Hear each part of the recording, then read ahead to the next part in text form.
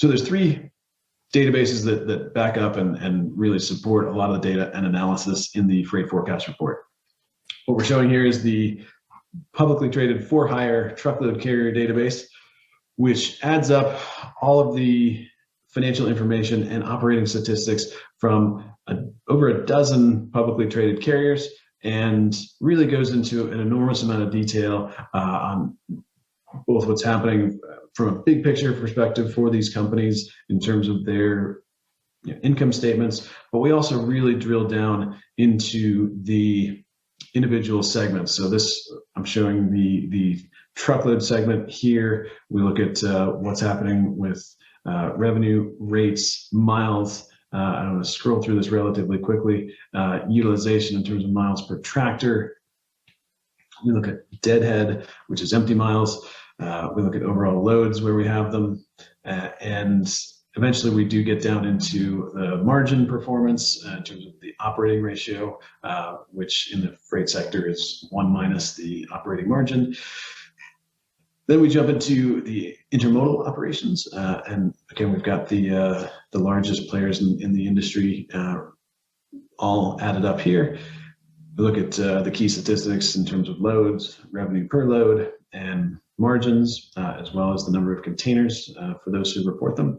And we also take a close look at the brokerage operations of these carriers, and we compare their net revenue margins and their operating margins.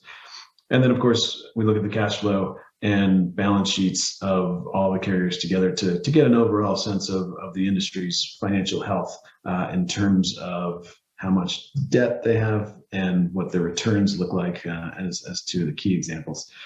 So that's a quick overview of the truckload carrier database. We do essentially the same thing for the LTL sector. It's fewer carriers, but again, as I say, there's a much larger proportion of the LTL sector accounted for here. About 70% of the LTL carriers are included here.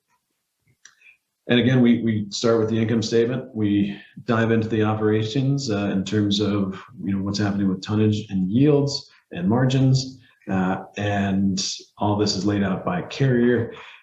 And then, similar to the truckload carrier database, we add up what's happening with cash flow and balance sheet for the industry. So it's also important to point out that the tonnage and yield statistics that we forecast in the freight forecast report are coming from this database. And well, we use a number of sources for truckload. This is the primary source for LTL. Now, lastly,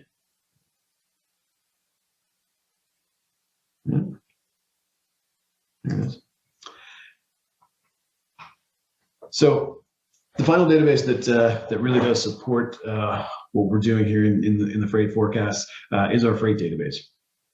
It includes a lot of the publicly available data. It adds up and breaks down a lot of the port data. It even gets into some other data series in terms of air and cross-border statistics. We have great history in here, in most cases, going back decades. And in particular, one of the most valuable pieces of this freight database, in my opinion, is this really granular data on railcar loadings. And I'll quote Warren Buffett here, who was once asked if he had one set of data to take to a desert island and he needed to choose one set that would tell him what's going on in the economy, he chose weekly railcar loadings. And so what we have here is weekly railcar loadings by railroad and by type of carload, dating back 20 years. I'll jump back to the beginning of this, going back all the way to 2000, so over 2 decades, and it's by railroad. So at the top here, we aggregate it into all of the railroads, and you can scroll down and find Burlington Northern, Santa Fe. You can look at the Canadian National, Canadian Pacific, and on and on. All 7 of the Class 1 rails are accounted for in this database. And so this really supports the intermodal section of the freight forecast report in particular. Again, as I said, we primarily forecast the intermodal segment of the rails. We don't go down to the car type level, but we can provide some insights if that's what you're looking for. And this database really is extremely valuable in terms of helping us understand where we are in the freight cycle.